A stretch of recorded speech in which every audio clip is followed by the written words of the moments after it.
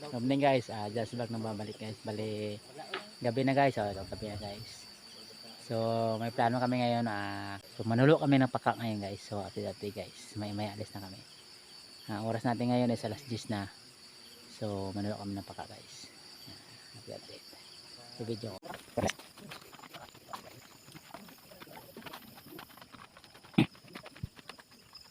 Kaya nga guys, dyan sa vlog nagbabalik.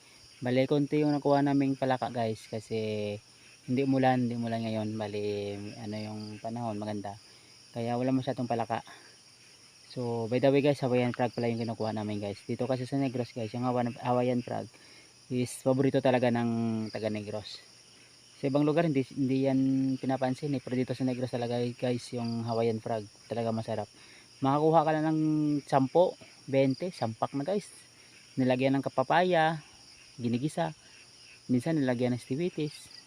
Talagang masarap guys, masarap yung Hawaiian frog. Kaya bukas guys, dagdagan namin yon. So, video tayo ulit bukas hanggang sa pag ano namin, kung paano kami mag process noon, kung paano hindi kami nahihilo, at same time yung pagluluto namin kung gaano kalinis. Yan guys, update, just vlog po, just vlog, papalo po, salamat.